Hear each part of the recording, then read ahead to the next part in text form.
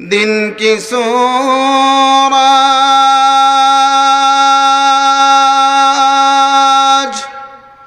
डूब रही है हम लोगों की सामने।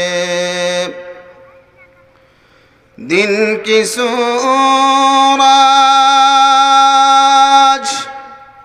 डूब रही है हम लोगों की सामने। क्या जब है मुस्तफ़ा की सामने।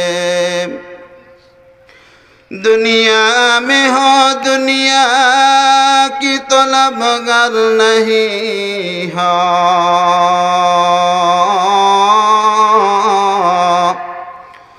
बाजार से गुजर हो खरीदार नहीं हो। तौहीद की अमानत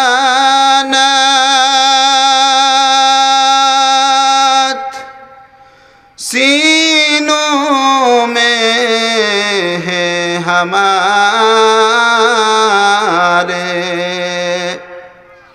आशा नहीं मिटाना नामो निशा हमारा। आशा नहीं मिटाना नामो निशा हमारा। मोहम्मद ने आकर कुफ्र को मिटाया, कुफ्र को मिटाकर सदाकत बताया। ला इलाहा इल्लल्लाह, ला इलाहा इल्लल्लाह, ला इलाहा इल्लल्लाह, ला इलाहा इल्लल्लाह, ला इलाहा इल्लल्लाह, ला इलाहा इल्लल्लाह, ला इलाहा इल्लल्लाह मुहम्मदुर রাসূলুল্লাহ। সকলেই বলি সাল্লাল্লাহু আলাইহি ওয়াসাল্লাম। ইকু কমায়ো।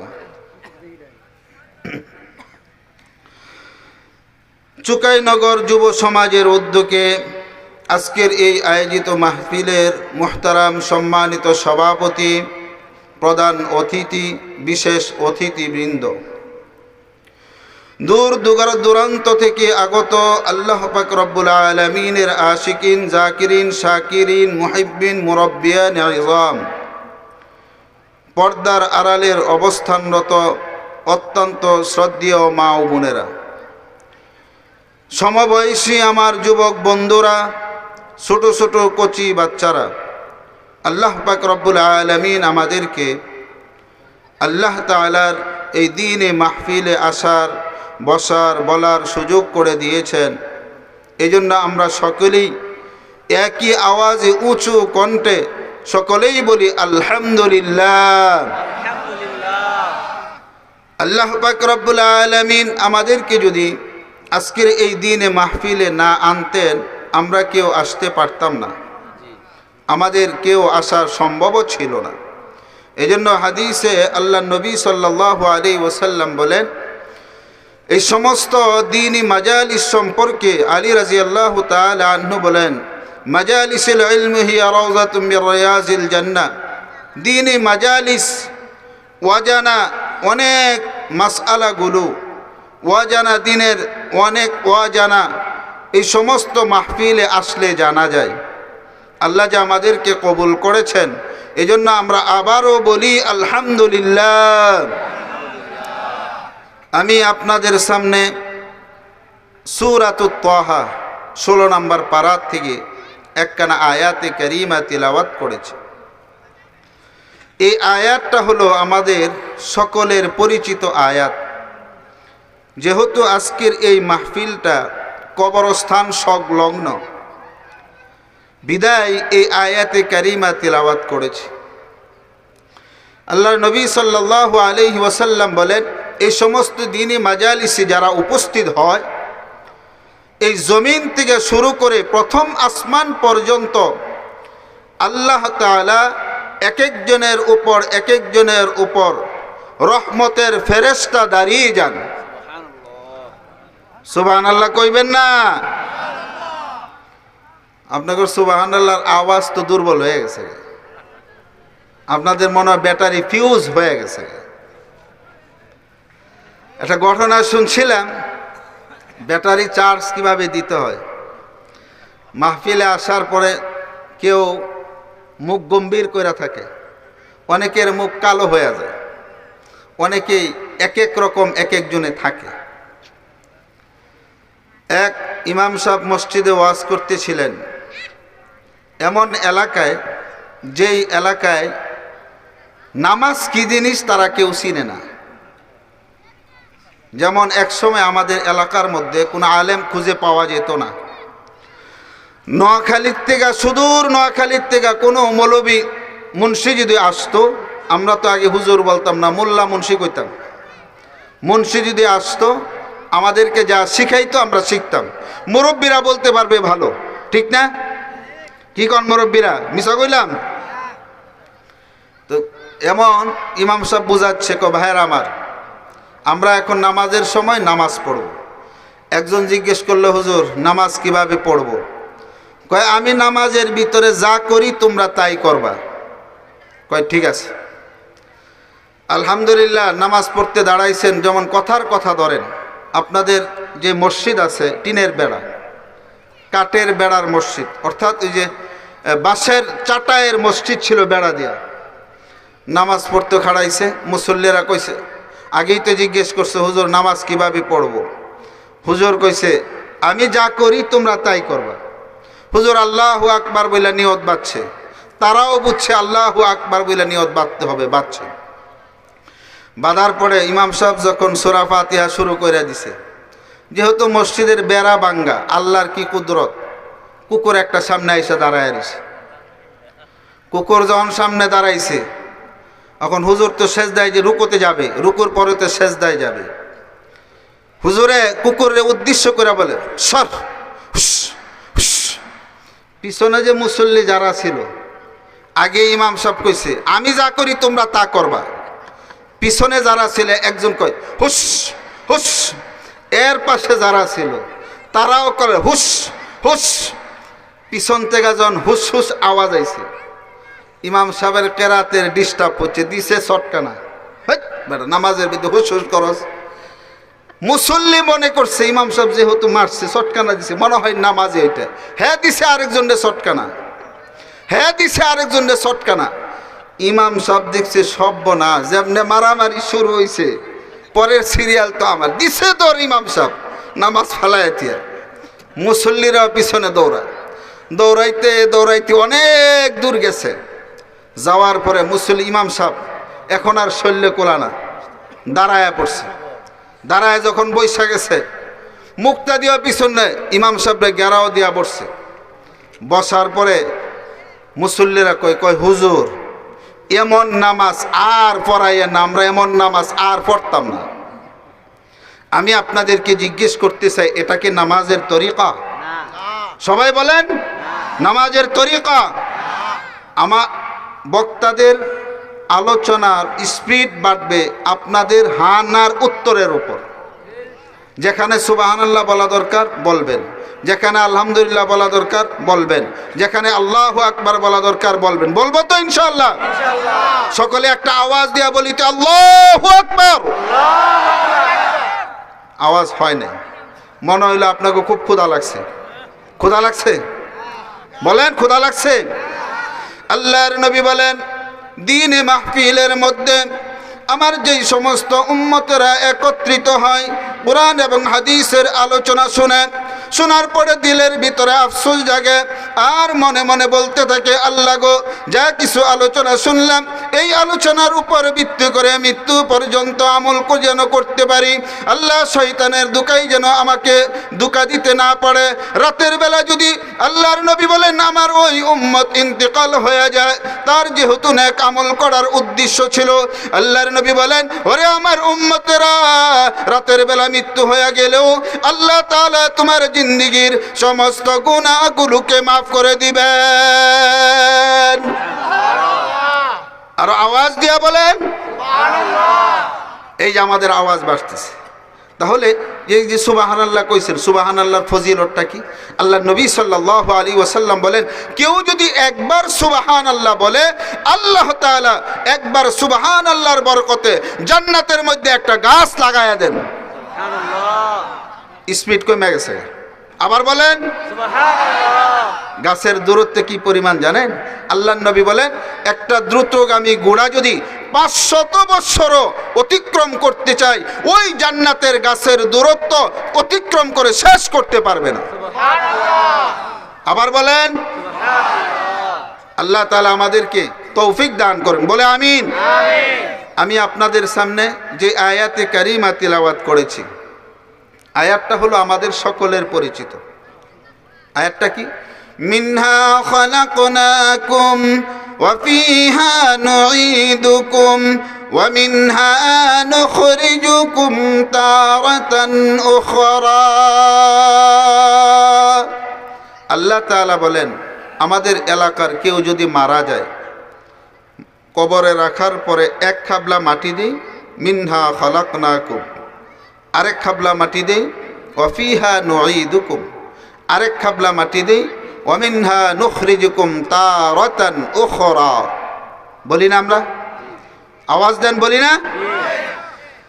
এই যে আয়াতটা পড়ি আর 3 খাবলা মাটি দেই, এর হাকিকি কারণ আমরা বুঝি না। আমরা যদি জানতাম, বুঝতাম, আমরা আমাদের জিন্দেগিতে পরিবর্তন আসতো। কই পরিবর্তন তো হয় না। এই আয়াতের তরজমা করতে যায় কবি বলেছেন, মাটি থেকে জন্ম তোমার, মাটিতে মরণ, এই মাটিতে আসতে হবে রাখিও শরণ। আমার আপনার জন্ম হলো এই মাটির থেকে, আবার যাইতে হবে এই মাটিতে। ওয়ামিনহা তারাতান উখরা, আল্লাহ বলেন এই মাটির থেকে আবার তোমাকে উঠানো হবে। এই মাটির থেকে আমি আর আপনি উঠব। আজকে আমি আর আপনি যে বাড়িতে আছি, এই বাড়িতে একদিন আমি আর আপনিও থাকবো না। তোমার আগে এই বাড়িতে বাস করেছে অনেকজন, তোমার আগে এই বাড়িতে বাস করেছে অনেকজন, তারাও গেছে, তুমিও যাবে, থাকবে না কেউ বেশিক্ষণ। ঠিক কিনা বলেন? ঠিক কিনা? আমার আপনার পূর্বেতে এই বাড়িতে অনেকেই ছিল, আজকে তারা নাই, গেল কই? আমরা কি একবার চিন্তা করি? দুনিয়াতে আসার সিস্টেম একরকম, যাওয়ার সিস্টেম আরেক রকম। আমরা যদি বুঝতাম যেহেতু আমরা থাকবো না, যেতে হবে, আমাদের পরিবর্তন আসতো। যেমন ধরেন আপনাদের এই বাজার, বাজারের মধ্যে একজনকে জিজ্ঞেস করলেন, হাঁটতেছে, ভাই কই যাবেন? জানি না। কোত্থেকে আসছেন? কইতারি না। আমরা বলবো লোকটা একটা পাগল। ঠিক কিনা? আওয়াজ দেন, ঠিক কিনা? আমরা বলবো লোকটা একটা পাগল। আমি কোত্থেকে আসছি, কই আসছি, কই যাব, যদি একবার চিন্তা করতাম আমাদের পরিবর্তন আসতো। কই পরিবর্তন তো হয় না। এ ভবনে এসেছিলে যেদিন, কেঁদেছিলে তুমি একা, হেসেছিল সবে, এমন জীবন করো হে গঠন, মরণে হাসিবে কাঁদিবে ভুবন, এমন জীবন করো হে গঠন, মরণে হাসিবে তুমি, কাঁদিবে ভুবন। ঠিক কিনা? ঠিক কিনা? আমরা যদি বুঝতাম আমাদের পরিবর্তন আসতো। আবার দেখবেন অনেক এলাকার মধ্যে আছে জানাজার নামাজে যখন পড়তে খাড়ায়, কোনো কোনো এলাকায় আছে, আপনাদের এলাকায় আছে কিনা জানি না, জানাজার সামনে দাঁড়াইয়া বলে, ভাই লোকটা কেমন ছিল, লোকটা কেমন ছিল?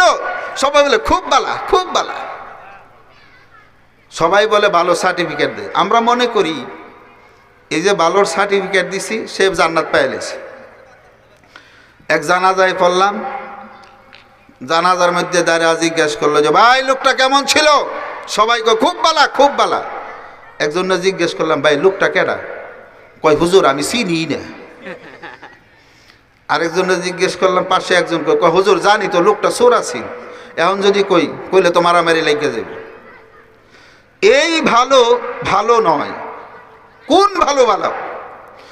আল্লাহর নবী সাল্লাল্লাহু আলাইহি ওয়াসাল্লাম বলেন, আমার যেই উম্মত আল্লাহর উপর একাত্মবাদের উপর বিশ্বাস করে কালিমা পড়েছে, ওই কালিমার উপর ভিত্তি করে নিজের জিন্দেগি সুন্দর করেছে, আমল করেছে রে উম্মত, আল্লাহ বলেন ইন্নাল্লাযীনা আমানু ওয়া আমিলুস সালিহাত, বান্দা তুমি ঈমান এনেছো, আমলে সালেহ করেছো, এই আমলে সালেহের মধ্যে তোমার জিন্দেগিতে কোনো গুনাহ নাই, তুমি বান্দা কোনো মিথ্যা কথা বলো নাই, তুমি বান্দা কারো উপর আঘাত করো নাই, তুমি বান্দা কাউকে আঘাত দাও নাই, তোমার দ্বারা কেউ কষ্ট পায় নাই, তুমি সর্ব অবস্থায় আল্লাহর নিকট কাঁদো, আল্লাহ গো তোমার উপর ঈমান আনলাম, তোমার হুকুম নামাজ ছিল, মসজিদে যখন আজান হয়ে যায় তুমি ঘরের মধ্যে থাকো না, মসজিদে যখন আজান হয়ে যায় তুমি ঘুমন্ত থাকো না, মসজিদে যখন আজান হয়ে যায় চায়ের স্টলে বসে তুমি চা পান করো না, মসজিদে যখন আজান হয়ে যায় রে উম্মত আমি কোনো আড্ডার মধ্যে থাকি না, লুডো খেলার মধ্যে থাকি না, তাস খেলার মধ্যে থাকি না,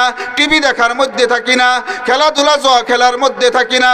ওই সময় বান্দা বলে আমার মাওলা আমাকে ডাক দিয়েছে, আমি আর কোনো আড্ডার মধ্যে থাকবো না, বান্দা দৌড়াইয়া মসজিদের মধ্যে প্রবেশ করে। আল্লাহ বলেন বান্দা তুমি আমার উপর ঈমান এনেছো, আমার নবীর সুন্নাহর উপর ইত্তেবা করে নবীর সুন্নাত তুমি পালন করেছো, বান্দা তুমি মৃত্যুবরণ করবে, আমি আল্লাহ বান্দা তোমার জন্য জান্নাত ওয়াজিব করে দিব। ওই জান্নাত চাই তো আমরা, ওই জান্নাত চাই তো আমরা। ওই জান্নাত যদি চাই, ওই যে কবরের সামনে রেখা, লাশ সামনে রেখা বলে ভাই লোকটা কেমন ছিল, সবাইকে হুজুর খুব ভালো, খুব ভালো। আসলে লোকটা ভালো কি ছিল তার আমলে বলবে।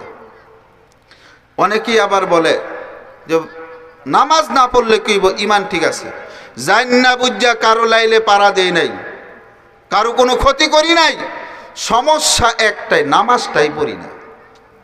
আমি আপনাদেরকে জিজ্ঞেস করতে চাই, কেউ যদি নামাজ না পড়ে তাকে কি মুসলমান বলা যায়? বলেন, আপনারা ঘুমায় পড়ছেন? কেউ যদি নামাজ না পড়ে তাকে মুসলমান বলা যায়? ঈমান আছে, নামাজ নেই। যেমন ধরেন একটা উদাহরণ দিই, আপনারা কেউ আপনার ছেলে কি বিয়ে করাবেন, মনে করেন একজনে বলল যে ভাই একটা মেয়ে আছে চিটাগাং, মেট্রিকে স্ট্যান্ড করা, জিপিও 5, ইন্টারে স্ট্যান্ড করা, দেখতে মাশাআল্লাহ সুন্দরের শেষ নাই, চুলও একেবারে পায়ের গিরা পর্যন্ত লাগে, কাজের ক্ষেত্রে যত কাজ কাম আছে পারে, পাক করতে দিলে সামাই থেকে ধইরা সব পাক করতে পারে। ঘটক যদি আপনারে কয় এই মেয়েটা আছে চিটাগাং, আপনার যাইতে কোনো আপত্তি আছে? বলেন, আপত্তি আছে? আবার অনেকে মনে করবেন হুজুর কি আমগরে কইতাছে নাকি। একটা উদাহরণ দিচ্ছি, একটা উদাহরণ। তা আপনি বললেন যে না আমার কোনো আপত্তি নাই, ঘটক আবার বলল সমস্যা একটা আছে। কি সমস্যা ভাই বলো? এত কিছু হিন্দালাভ আছে, এত কিছু গুণ আছে, একটা সমস্যা তো থাকতেই পারে। আরে ভাই বলো না। অনেক রিকোয়েস্ট করার পরে ঘটক বলল মেয়েটার চরিত্র ভালো না, রাত্রে যে কই যায় কেউ জানে না। আপনারা বলেন এমন মেয়ে কি বিয়ে করাবে? করাবেন? আওয়াজ দেন, করাবেন? আপনারা কইবেন সুন্দরে যা কিছু হোক না কেন, যেই মেয়ের চরিত্র ভালো না এই মেয়ের বিয়ে করানো যাবে না। যেই উম্মত নামাজ পড়ে না সে যদি বলে, পরে লাশ সামনে রেখে যদি বলেন খুব বালা, খুব বালা, এই বালার কোনো দাম আছে? এই বালার দাম আছে? দাম কোনটার আছে? কোন ভালোর দাম আছে? আমি আর আপনি তো এই দুনিয়াতে একদিন ছিলাম না, ছিলাম কই? আমি আর আপনি যে দুনিয়াতে ছিলাম না, ছিলাম কই? বলেন, আল্লাহকে জিজ্ঞেস করি, আল্লাহ আমরা ছিলাম কই? আল্লাহ তাআলা সূরা বাকারার মধ্যে বলেন, وَإِذْ قُلْنَا لِلْمَلَائِكَةِ اسْجُدُوا وَقُلْنَا يَا آدَمُ اسْكُنْ أَنْتَ وَزَوْجُكَ الْجَنَّةَ। আল্লাহ তাআলা বলেন, বান্দা তুমি দুনিয়ার মধ্যে ছিলে না, দুনিয়াতে তোমার কোনো অস্তিত্ব ছিল না। আদম পয়গম্বর ছিলেন জান্নাতে। আমরা কই ছিলাম ভাই? কই ছিলাম ভাই? আওয়াজ দেন। আমরা একদিন দুনিয়াতে ছিলাম না, ছিলাম কই? আল্লাহ তাআলা আদমকে বানালেন, বানানোর পরে আল্লাহ আদমকে জান্নাতের মধ্যে রেখে দিলেন। আদম পয়গম্বর জান্নাতের মধ্যে থাকে, একে একই ঘুরে আল্লাহ জিজ্ঞেস করলেন, ও আদম তোমার কাছে কেমন লাগে? আদম পয়গম্বর বলেন, আল্লাহ বিশাল বড় জান্নাত তুমি দিয়েছ, ওই জান্নাতের মধ্যে আমি একা একা থাকি, একা থাকলে কেমন লাগে আল্লাহ? আমার সে ভালো তুমি বুঝো, তুমি জানো। আদম পয়গম্বরের এ উত্তর শোনার পরে আদম পয়গম্বর জান্নাতের মধ্যে ঘুমন্ত অবস্থায় কাটাচ্ছেন। ঠিক এমতো অবস্থায় আল্লাহ তাআলা আদম পয়গম্বরের পাজরের হাড্ডি থেকে মা হাওয়া আলাইহিস সালাতু ওয়াস সালামকে বানালেন। বানানোর পরেই পাশে রেখে দিলেন। রেখে দেওয়ার পরে আদম পয়গম্বরের যখন ঘুম ভেঙে গেল, তাকাইয়া দেখে সুন্দর সুশ্রী রূপসী একজন নারী পাশে বসা আছে, শোয়া আছে। আদম পয়গম্বরের মনের মধ্যে ইচ্ছা জাগলো, আরে এত সুন্দর রমণী আমার পাশে আছে, একটু ছুঁয়া দেখি। আল্লাহ আওয়াজ দিয়া বলেন, ওরে আদম তোমার পাশে আমি যাকে বানিয়ে রাখছি, আদম রে তুমি তাড়াহুড়া করবে না, তোমার জন্য বানায় রাখছি, একটু অপেক্ষা করো, তোমাদেরকে বৈধতা দিয়া দেই। আল্লাহ তাআলা আদম এবং হাওয়া আলাইহিস সালাতু ওয়াস সালামকে জান্নাতের মধ্যে বিবাহ দিলেন। বিবাহ দেওয়ার পরে আদম পয়গম্বর হাওয়া আলাইহিস সালাতু ওয়াস সালাম জান্নাতের মধ্যে থাকার জন্য বললেন। আল্লাহ বললেন, ও আদম ও হাওয়া জান্নাতের মধ্যে থাকো, জান্নাতের নেয়ামত ভোগ করো। জেনে রেখো রে আদম, এই যে ফল দেখতেছ সমস্ত ফল তোমার জন্য রাখছি, শুধুমাত্র একটা ফলের গাছ, ওই গাছের নিকটবর্তী তোমরা হইও না। আল্লাহ বললেন, আদম জান্নাতে তো বিবাহ দিলাম, ফল রাখলাম, সব খাও, নিষেধ নেই, কিন্তু ওই যে ফি হাযিহি শাজারা গাছটা দেখতেছ, ওই গাছের নিকটবর্তী হইও না। আল্লাহ পাক রব্বুল আলামিন আদম এবং হাওয়াকে জান্নাতে রাখার পরে এক পর্যায়ে ওনারা ওইটা খেলেন। খাওয়ার পরে আল্লাহ বললেন, ও আদম এখন আর তোমাকে জান্নাতে রাখা যাবে না, যাও জমিনে নেমে যাও। কুলনা বিতু মিনহা জামিআ।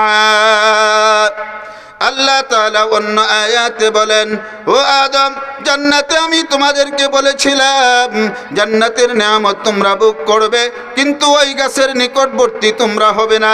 নিষিদ্ধ গাছের ফল ভক্ষণ করেছ। আদম পয়গম্বর নিষিদ্ধ গাছের ফল ভক্ষণ করার পরে উনার পেটের মধ্যে মোচড় দিয়া উঠল। মনে হচ্ছে প্রকৃতির ডাক সাড়া দিয়েছে, উনি প্রকৃতির ডাকে সাড়া দিতে যাবেন। ঠিক এমতো অবস্থায় আল্লাহ আওয়াজ দিয়া বলেন, ওরে আদম আমি তোমাদেরকে নিষেধ করেছিলাম ওই গাছের নিকটবর্তী হওয়ার জন্য, ওই গাছের নিকটবর্তী তোমরা হয়েছ, নিষিদ্ধ ফল তোমরা ভক্ষণ করেছ, তোমার এখন পেট মুসুর মেরেছে, তুমি যেন কি তালাশ করতেছ? আদম পয়গম্বর বলেন, আল্লাহ গো আমার পেট মুচুর দিয়েছে, আমি এখন প্রকৃতির ডাকে সাড়া দিব।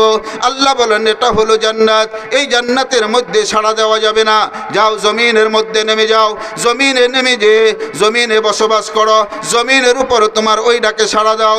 আদম পয়গম্বর হাওয়া আলাইহিস সালাতু ওয়াস সালাম আদমকে আল্লাহ তাআলা সরেনদ্বীপ, বর্তমান যার নাম হলো শ্রীলঙ্কা, হাওয়া আলাইহিস সালাতু ওয়াস সালামকে জেদ্দা, বর্তমান হাওয়া আলাইহিস সালাতু ওয়াস সালামকে জেদ্দা নামক শহরের মধ্যে নামিয়ে দিলেন।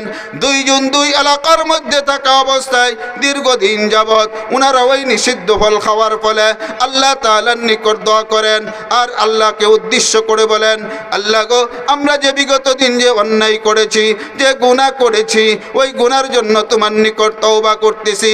আদম পয়গম্বর বলেন, ক্বালা রব্বানা যালামনা আনফুসানা ওয়া ইন লাম তাগফির লানা ওয়া তারহামনা লানাকুনান্না মিনাল খাসিরিন।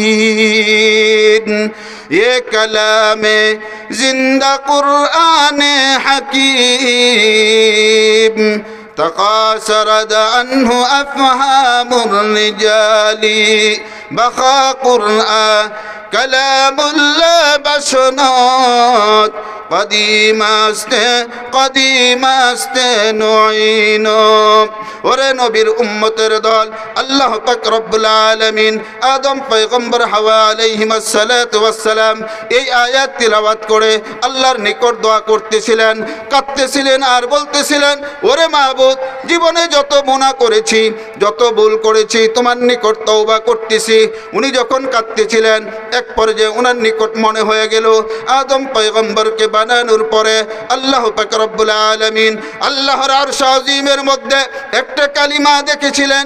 উনি যে দেখার পরে জিজ্ঞেস করলেন, লা ইলাহা ইল্লাল্লাহ মুহাম্মাদুর রাসূলুল্লাহ, আদম নামে আমায় তুমি সর্বপ্রথম বানাইয়া তোমার সাথে কাহার নাম গো লিখিলা রাখিয়া? আল্লাহ উত্তর দেন, ওরে আদম, বন্ধু আমার মুহাম্মদ, এই কথা জানো না, যাহার সৃষ্টি না হইলে তোমার সৃষ্টি না হইতো। আদম পয়গম্বর আল্লাহকে জিজ্ঞেস করলেন, ও আল্লাহ, তোমার নাম বুঝলাম, তোমার সাথে কার নাম লিখিরা রাখলা?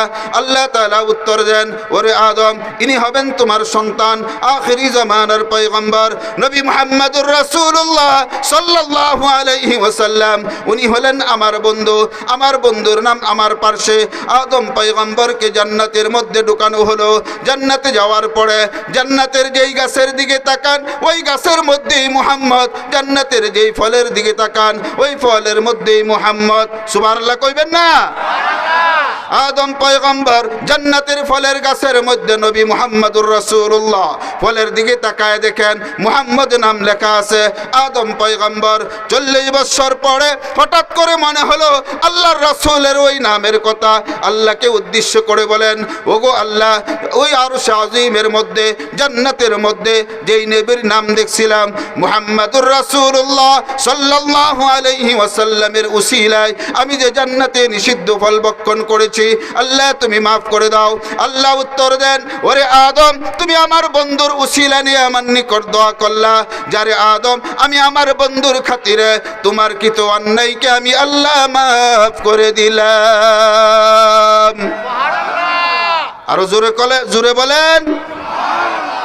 তাহলে বোঝা যায় আদম পয়গম্বর রাসূলের উসিলা নিয়ে দোয়া করছেন, আল্লাহ দোয়া কবুল করছেন। আমরা ওই রাসূলের উম্মত হইয়া খুশি না বেরাজ? খুশি। আওয়াজ দিয়া বলেন, খুশি না বেরাজ? খুশি। আল্লাহ নবী সাল্লাল্লাহু আলাইহি ওয়াসাল্লাম বলেন, আমি নবী, আমার যেই উম্মত আমার উপর খুশি হয় এবং খুশি হয়ে আমার নিকট বলে, আল্লাহর নিকট দোয়া করে, আল্লাহ গো, আখিরি জামানার পয়গম্বর আমার নবী, ওই নবীর ইত্তেবা আমরা করি, নবীর সুন্নাহ আমরা পালন করি, ওই নবীকে না দেখাই আমাকে কবরে নিও না। আল্লাহর নবী বলেন, আমার যেই উম্মত দৈনিক 100 বার আমার উপর দুরূদ পাঠ করবে, মৃত্যুর আগে একবার হলেও আল্লাহর রাসূলের দিদার স্বপ্নের মাধ্যমে নসিব করায়া দিবেন। সুবহানাল্লাহ। আর আসতে বলেন সুবহানাল্লাহ। আমরা ওই নবীরে দেখবার চাই তো? ওই নবীরে দেখবার চাই? ওই নবীকে যদি দেখতে হয় আমাদেরকে কি কাজ করতে হবে? আল্লাহ পাক রব্বুল আলামিন, আল্লাহ নবী সাল্লাল্লাহু আলাইহি ওয়াসাল্লাম, আমি আপনাদের সামনে যে হাদিস তিলাওয়াত করেছি, ওই হাদিসের মধ্যে আল্লাহ নবী বলেন, কুল্লু উম্মতি ইয়াদখুলুনাল জান্নাহ, আল্লাহ নবী বলেন, আমার সমস্ত উম্মত জান্নাতি। ওই যে অনেকেই খুশি হয়নি, আবার বলেন মাশাআল্লাহ। ব্যাটারি চার্জ মাঝে মাঝে ফিউজ হয়ে যায়, ফিউজ হয়ে গেলে চার্জ দিতে হয়, চার্জ দিলে মোবাইল চলে, মোবাইল চলে, হ্যালো ভাই সাহেব কেমন আছেন, কি সমস্যা, তাই না? আজকাল মোবাইল তো করে খাইছে, যুবকরে খাইছে, যুবতীরেও খাইছে, বুড়ারে খাইছে, বুড়িরেও খাইছে। বলেন ঠিক কিনা? আরে মোবাইল, ওদিনকে দেখলাম পেপারের মধ্যে কাটিং দিল, এক রুমের মধ্যে বাপের হাতে বাপেও টানে, বউও টানে, বুড়াবুড়ি টানে, নাতিও টানে, পোলায়ও টানে, মাইয়াও টানে, মোবাইল টানে। ও যুবক, কিসের মোবাইল, কিসের কি? মনে রাখবেন, যারা অতিরিক্ত মোবাইল টানাটানি করে, গত পরশু দিন একজন ডাক্তারের সাক্ষাৎকার শুনলাম, শুনে খুব ভালো লাগলো। ডাক্তারে বলল, বর্তমান মোবাইল আমাদের যুব সমাজকে শেষ করে দিয়েছে। মাথার মধ্যে যে আমাদের মগজটা আছে, ব্রেনটা আছে, ব্রেনের চতুর্পাশে একেবারে চিকন কিছু রগ আছে। ডাক্তার বলতেছেন যে এই ব্যক্তি অতিরিক্ত মোবাইল টিপাটিপি করবে, এই মাথার এই রগটা আস্তে আস্তে দুর্বল হয়ে যায়, এক পর্যায়ে ওই মাথার রগটা বিকল হয়ে যায়। বিকল হয়ে যাওয়ার পরে এখন কেউ যদি কিছু বলে, ভাত খাইছস, গোসল করতাম না আজকে, বাজারে যাবি না, আর একটু আগে না ঘুমেতে উঠলাম, ব্রেন ড্যামেজ হয়ে যায়। হয় কি না? হয় কি না? ও যুবক, ও বুড়া বাবারা, মোবাইল শেষ করছে। বুড়াও খাইছে, বুড়িও খাইছে। এই মোবাইলের কারণে কত সংসারে অশান্তি, আহারে অশান্তি। বলেন ঠিক কিনা? এই মোবাইলের কারণে অনেক সংসার ভাঙতেছে। এই মোবাইলের কারণে এত তালাক বাড়ছে, আজ থেকে 10 বছর আগেও এই পরিমাণ তালাক ছিল না, এখন যে পরিমাণ তালাক। কি ছিল হুজুর, একটু দোয়া করেন। কি দোয়া করতাম? পোলারা হুজুর হিজরত করে লাইছে, মাইয়াও রাতের বেলা খালি হিজরত করে, বুঝছেন তো? ও হিজরত বুঝছেন? পোলা মাইয়া লেগে গেছে গা, মাইয়া আরেক পোলা লেগে গেছে গা, বুঝছেন? এখনো বুঝেন নাই? এখনো বুঝেন নাই? আরে পলায় গেছে গা, গেছে কে লিগা? ওই যে মোবাইলে, ওই যে মোবাইল দেখে আর সহ্য করতে পারে না, একটা ওইলি হইছে, কালা হোক দলা হোক। আজকাল তো বিবাহ নিয়ে কত আলোচনা সমালোচনা, আঙ্গর বুড়া বাবা ঘরে একটু উৎসাহ দেওয়া যায়। আমরা যারা বুড়া হয়েছে, আল্লাহ তো কোরআনে বিয়ার কথা 4টা কইছে, ঘরের মা বোনের আশা খেপবো, হুজুর এটা করতে আনছে দইরা, এমন বক্তার দরকার নাই, এই বক্তার তক্তার ফাড়ায়লা, এই বক্তা করতে আইছে। আমরা পুরুষ যারা আছি 4টা করুন যাইব, আল্লাহর কি মর্জি। আমি আমার বেগমরে কইলাম, ও হুনো গো, আল্লাহ তো 4টা বিয়ার কথা কইছে, ওগুলো না একটা হইছে, এক কাজ করি, তুমি একটু যদি অনুমতি দিতা আরেকটা করতাম। আমারে কয় কি, কই ইসরাফিলে সিংগাই ফু দিব, এটা জানো তো? আমি কি জানি তো। কই ইসরাফিলে সিংগাই ফু দেওয়ার অপেক্ষা করতাম না, এর আগে আমি ফু দিলাম। হ্যাঁ বলে ফু দিলাম কেন? ওই মোবাইল বিয়া করলেই সমস্যা। আমাদের দেশের চরিত্র হলো, স্বামী পৃথিবীর সব ভাগ দিতে রাজি, মাগার জামাই ভাগ দিতে রাজি না। ও যুবক বন্ধুরা, ও বৃদ্ধা বাবাজিরা, আমি আপনাদের সামনে হাসি তামাশার কথা বলি নাই রে বাবা। ও যুবক, তোমাকে হাসি তামাশা করতে বলি নাই। এই মোবাইল তোমাকে শেষ করে দিয়েছে। রাতের বেলা যখন তুমি ঘুমাও, এই মোবাইল ছেড়ে ছেড়ে তুমি ঘুমাও। ও বুড়া, রাতের বেলা যখন তুমি শয়ন করো, স্ত্রীর সাথে ভালো করে কথাও বলো না, খালি মোবাইল টানাটানি করো। এক সময় যখন রাতের বেলা তুমি শুইতা, ওযু করে শুইতা, দোয়া পড়ে শুইতা, শোয়ার পরে তুমি কোরআনে আয়াত তিলাওয়াত করতা, তুমি যেই সূরা পড়ো ওই সূরাগুলি পড়তা। এখন তোমার অবস্থা হয়েছে রে বাবা এমন, রাতের বেলা যখন শয়ন করো, ওযু চলে গেছে, দোয়া দুরূদ চলে গেছে, শোয়ার আগে মোবাইল, শোয়ার পরে মোবাইল, 1টা বাজে মোবাইল, 2টা বাজে মোবাইল, 3টা বাজে মোবাইল, ফজরের আজানের আগে তোমার চোখে ঘুম চলে আসলো রে বাবা, তুমি ওই অবস্থায় ঘুমায় গেলা। আল্লাহ না করুক ফজরের নামাজ তুমি পড়লা না। মসজিদে মুয়াজ্জিন সাহেব বলেন, আসসালাতু খায়রুম মিনান নাওম, ঘুম থেকে নামাজ উত্তম। মুয়াজ্জিন যখন তোমাকে আওয়াজ দিয়া বলে, ও আল্লাহর বান্দারা, এখন আর তুমি ঘুমাইও না, উঠো, তুমি মসজিদে আসো, জামাতে নামাজ পড়ো। আল্লাহর যেই সমস্ত বান্দারা এশার নামাজ জামাতে পড়লো, ফজরের নামাজ জামাতে আবার পড়ে, আল্লাহর নবী বলেন, ওরে আমার উম্মত, রহমত, তোমাদের জন্য হলো সুসংবাদ। আমি আর আপনি যদি বলি ইয়া রাসূলুল্লাহ, আমাদের জন্য আপনি কি সুসংবাদ দিবেন? আল্লাহর নবী বলেন, ওরে আমার উম্মতেরা, এশার নামাজ জামাতে পড়লা, ফজরের নামাজ জামাতে পড়লা, মাঝখানের সময়টুকুর মধ্যে তুমি যদি আর কোনো নফল ইবাদত নাও করো, কোনো তিলাওয়াত নাও করো, কোনো জিকির নাও করো, কোনো গুনাহের কাজ না করো, আবার ফজরের সময় যখন এই শীতের মধ্যে উঠে ওযু বানাইয়া মসজিদের দিকে দৌড়াও, আল্লাহ বলেন, ওরে আমার বান্দারা, তোমরা শুনে রেখো, সারা রাত নফল পড়লে যেই পরিমাণ সওয়াব হতো, আমি আল্লাহ ওই পরিমাণ সওয়াব তোমার আমলনামার মধ্যে দিয়া দিব। আমগর এই সওয়াবের দরকার আছে না নাই? আছে না নাই? আমার মনে হয় আমগর দরকার নাই, কারণ আমরা যে নেক কামাই করতেছি ওই নেকই তো হইছে। ও যুবক, তোমরা তো শেষ। ডাক্তার আবার বলতেছিল, যারা বেশি মোবাইল চালায় যৌবন শেষ। এখন দেখেন না, বিয়ার বয়স হয়েছে, কিরে বাবা বিয়া করবি না? পরে বিয়া কর, পরে, খালি কই পরে।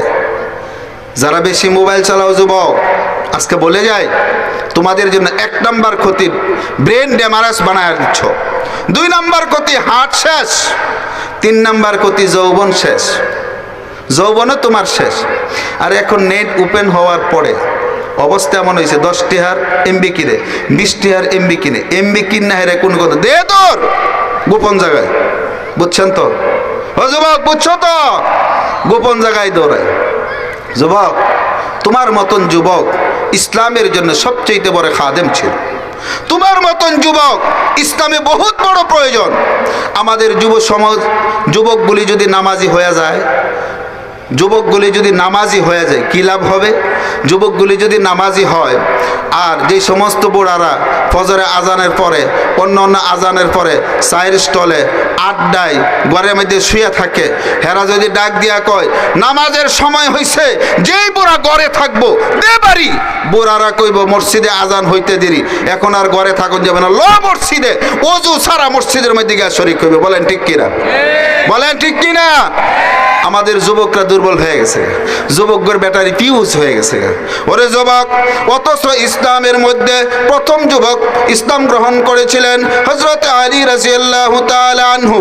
তখন আলী রাদিয়াল্লাহু তাআলা আনহু বালেক হয় নাই, সবে মাত্র সাবালেক হতেছিলেন, নাবালেক থেকে।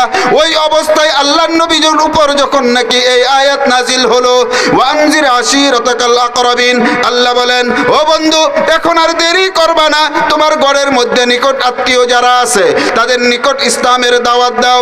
এই আয়াত নাজিল হওয়ার পরে আল্লাহর নবী ঘরের মধ্যে দৌড়ান। খাদিজা রাদিয়াল্লাহু তাআলা আনহাকে উদ্দেশ্য করে বলেন, ওরে খাদিজা, আল্লাহ তো আমার উপর এই আয়াত নাজিল করেছে, এখন তুমি কি বলো? খাদিজা রাদিয়াল্লাহু তাআলা আনহা বললেন, ও আল্লাহর রাসূল, আপনি কি চান? আল্লাহর নবী বললেন, আমি চাই তুমি ইসলাম গ্রহণ করো। খাদিজা কোনো প্রশ্ন করলেন না, বিনা বাক্যে বললেন, ইয়া রাসূলুল্লাহ, আমি এই মুহূর্তে কালিমা পড়ে মুসলমান হয়ে গেলাম। ব্যাটারি ফিউজ হয়ে গেছে। আবার বলেন। আপনারা যদি সুবহানাল্লাহ কোন তেনা ভাল লাগে, আপনারা সুবহানা বললে না ভাল লাগে জানা, এরা সজাগ আছে, ঘুমাইছে না। আপনি যদি মাঝে মাঝে সুবহানাল্লাহ না করতে তো বোঝা যায় আপনার ঘুমায় গেছেন। আপনারা ঘুমায় গেছেন? খারাপ লাগতেছে? এই মাহফিল হওয়াতে আপনারা খুশি না বেরাজ? আওয়াজ দিয়া বলেন, খুশি না বেরাজ? আমরা এই দুনিয়াতে কিচ্ছুকে ভয় করি না। কাকে ভয় করব? আওয়াজ দিয়া বলেন, কাকে ভয় করব? আমরা দ্বীনে ইসলাম মানবো। কি মানবো? আমাদের আদর্শ হবে মুহাম্মাদুর রাসূলুল্লাহ। আল্লাহর নবী বলেন, আল্লাহর নবী সাল্লাল্লাহু আলাইহি ওয়াসাল্লাম যুবক আলী রাদিয়াল্লাহু তাআলা আনহুকে উদ্দেশ্য করে বলেন, ও আলী, আমার উপরে এই আয়াত নাজিল হয়েছে, এখন তুমি কি বলো? আলী রাদিয়াল্লাহু তাআলা আনহু কোনো প্রশ্ন নাই, কোনো দ্বিধা নাই, কোনো দ্বন্দ্ব নাই, বিনা বাক্যে বললেন, ইয়া রাসূলুল্লাহ, আমি কালিমা পড়ে এই মুহূর্তে মুসলমান হয়ে গেলাম। 2 না। 3 নাম্বার হলো, ও যুবক তোমাদেরকে বলি, সর্বপ্রথম ইসলামের মধ্যে জিহাদ হয়েছিল বদরের যুদ্ধে। বদরের যুদ্ধের মধ্যে 2 জন নাবালক সাহাবী, মুআজ, 2 নাম্বার হলো তার ভাইয়ের নাম হলো মুআউযিজ। মুআজ এবং মুআউযিজ আল্লাহর রাসূলের নিকট এসে বললেন, ইয়া রাসূলুল্লাহ, আপনি আমাদেরকে অনুমতি দেন, আমরা জিহাদের মধ্যে শরীক হব। আল্লাহর নবী বললেন, বড় ভাইকে অনুমতি দিলেন, ছোট ভাইকে অনুমতি দিলেন না। বড় ভাই ছোট ভাই উদ্দেশ্য করে বলেন, 2 ভাইয়ের মধ্যে এক ভাই বলল, ছোট ভাই বড় ভাইকে উদ্দেশ্য করে বলল, ও বড় ভাই, তোমাকে জিহাদে যাওয়ার জন্য আল্লাহর নবী অনুমতি দিয়েছেন, আমাকে তো অনুমতি দিচ্ছেন না, তুমি একটু আমার জন্য সুপারিশ করো না।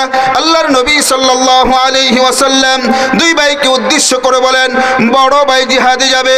ছোট ভাই বলে আবার, ইয়া রাসূলুল্লাহ, আমিও জিহাদের মধ্যে যাব, আমাকেও জিহাদে নিয়ে চলেন। 2 ভাই এক পর্যায়ে আল্লাহর নবী বললেন, তোমরা 2 ভাই পরস্পর মল্লক যুদ্ধ করো, কুস্তি করো, যেই ভাই জয় লাভ করবে ওই ভাইকে নিয়ে জিহাদের মধ্যে যাওয়া হবে, যেই ভাই জয় লাভ করবে না ওই ভাই জিহাদের মধ্যে যেতে পারবে না। ছোট ভাই বড় ভাইয়ের কানাকানি করে বলে, ও বড় ভাই, তুমি তো হলে আমার বড়, আমি হলাম তোমার ছোট, তুমি ইচ্ছা করলে আমাকে নিচে ফেলে দিতে পারবে, তুমি উপরে উঠে যেতে পারবে। ও বড় ভাই, আমি যখন তোমাকে ধরবো তুমি ইচ্ছাকৃতভাবে নিচে পড়ে যেও, আমি যেন তোমার উপর উঠে বসতে পারি। আল্লাহর নবী যেন তোমাকে জিহাদে যাওয়ার জন্য অনুমতি দিয়েছেন, আমাকেও যেন জিহাদে অংশগ্রহণ করার জন্য আল্লাহর নবী পারমিশন দিয়া দেন। আর আসতে বলেন মাশাআল্লাহ, আওয়াজ হয়েছে। আল্লাহর নবী 2 ভাইয়ের ঝগড়া দেখে নবী হাসতেছে, সুবহানাল্লাহ কইবেন না? এ দুনিয়া ছাড়িয়া যাইবা কোথায় বাগিয়া, এ দুনিয়া ছাড়িয়া যাইবা কোথায় বাগিয়া, মরণ তোমায় লইব গিরি যতই করো বাহানা। চিন্তা করে দেখো না কবরে কি যাইবা না, এই কবরে আল্লাহ ছাড়া সঙ্গী কেহ থাকবে না। চিন্তা করে দেখো না কবরে কি যাইবা না, যেই কবরে আল্লাহ ছাড়া সঙ্গী কেহ থাকবে না। চিন্তা করে দেখো না, চিন্তা করে দেখো না। দিলে বড় অহংকার, চিনো না আজ খুদার ঘর, দিলে বড় অহংকার, চিনো না আর খুদার ঘর। নামাজের জন্য তোমার একটু মায়া লাগে না, চিন্তা করে দেখো না কবরে কি যাইবা না, যেই কবরে আল্লাহ সারা সঙ্গী কেহ থাকবে না। চিন্তা করে দেখো না কবরে কি যাইবা না। আজান কানে শুনিয়া কেমনে থাকো ঘুমাইয়া, আজান কানে শুনিয়া কেমনে থাকো ঘুমাইয়া, নামাজের জন্য তোমার একটু মন কাঁদে না। চিন্তা করে দেখো না কবরে কি যাইবা না, যেই কবরে আল্লাহ ছাড়া সঙ্গী কেহ থাকবে না। চিন্তা করে দেখো না কবরে কি যাইবা না, অবশেষের ঠিকানা শুধুই মাটির বিছানা। ঠিক কিনা?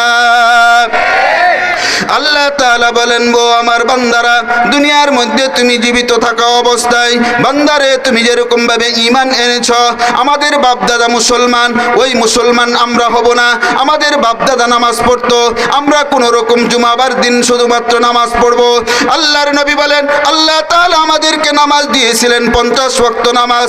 আমার কোন উম্মত যদি দৈনিক 5 ওয়াক্ত নামাজ আদায় করে, আল্লাহর নবী বলেন, ওরে আমার উম্মতেরা, দৈনিক 5 ওয়াক্ত নামাজ তুমি আদায় করবা, আল্লাহ তাআলা তোমার আমল নামার মধ্যে 50 ওয়াক্ত নামাজের সওয়াব দিয়া দিবেন। মাকুন সুস্তি নামাজে পাঞ্জে গানা, ফাওয়াইলুল লিল মুসাল্লিন আল্লাযীনা, মুমিনারা এ নামাজে এমদাদ দা, ইস্তাঈনু আয়াতে কুরআন বাখা, ওরে নবীর উম্মতের দল। আল্লাহ নবী সাল্লাল্লাহু আলাইহি ওয়াসাল্লাম বলেন, আমার যে উম্মত দৈনিক 5 ওয়াক্ত নামাজ আদায় করে, 5 ওয়াক্ত নামাজ আদায় করার পরে আল্লাহ তাআলার নিকট 10 বার করে সুবহানাল্লাহ 10 বার পড়ে, আলহামদুলিল্লাহ 10 বার পড়ে, আল্লাহু আকবার 10 বার পড়ে, লা ইলাহা ইল্লাল্লাহ 10 বার পড়ে, আল্লাহর নবী বলেন ফাদখালাল জান্নাহ, আমার ওই উম্মতের জন্য আল্লাহ তাআলা জান্নাত ওয়াজিব করে দিবেন। রাজি আছি তো ইনশাআল্লাহ? আওয়াজ দেয়া বলেন রাজি আছি তো ইনশাআল্লাহ? আজকের এই মাহফিলের মাকসাদ হলো আশপাশে যত গরুস্থান আছে, কবরস্থান আছে, আশপাশে যত বাড়িঘর আছে, এই দিনে মাহফিলের আওয়াজে, কুরআন এবং হাদিসের আওয়াজ এই যেই পর্যন্ত যাবে, উলামা ইকরাম মুহাদ্দিসিন ইকরাম বলেন এই কুরআন এবং হাদিসের বরকতে আশপাশের কবর আযাবকে আল্লাহ তাআলা মাফ করে দিবেন। আরো আওয়াজ দিয়া বলেন। এরপরে 2 নাম্বার হলো মাহফিলের মূল মাকসাদ হলো আমরা কি করে নামাজি হই, আমরা কি করে দিনের উপর আসি, আমরা কি করে মুত্তাকি হতে পারি, আমরা কি করে গুনাহ ছাড়তে পারি। আজকের থেকে কি এই ওয়াদা করতে পারি মৃত্যু পর্যন্ত আর নামাজ ছাড়বো না? ওই যে কয় না আমরা কি এই ওয়াদা করতে পারি মৃত্যু পর্যন্ত আর নামাজ ছাড়বো না? 2 নাম্বার ওয়াদা, আমাদের আজকের মাহফিলের প্রধান অতিথি উনি চলে আসছেন, আমি আপনাদের থেকে সংক্ষিপ্ত আকারে 2 নাম্বার ওয়াদা নিব। ও যুবক, অনেক যুবক এমন আছে মা বাবার কথা শুনে না, মা বাবার অবাধ্য সন্তান, মা বাবা যদি একটা কয় সে আরেকটা কয়, অনেক সময় মা বাবাকে ধমক দেয়। ও যুবক, আমরা কি আজকের মাহফিল থেকে এই ওয়াদা করতে পারি আজকের পর থেকে মৃত্যু পর্যন্ত মা বাবার কথা শুনবে? রাজি আছি তো ইনশাআল্লাহ? আমরা একটা তাকবীর দিই, নারায়ে তাকবীর। আওয়াজ দিয়া বলি নারায়ে তাকবীর। প্রধান অতিথি সাহেবের আগমন, শুভেচ্ছার স্বাগতম। প্রধান অতিথি সাহেবের আগমন। আল্লাহ পাক রব্বুল আলামিন যে কথাগুলি বলেছি এই কথার উপর ভিত্তি করে নিজেকে আমাদের সকলকে আমল করতে পারি তৌফিক দান করেন। ওয়া আখিরু দাওয়ানা আলহামদুলিল্লাহি রাব্বিল আলামিন। আসসালামু আলাইকুম ওয়া রাহমাতুল্লাহি ওয়া বারাকাতুহু।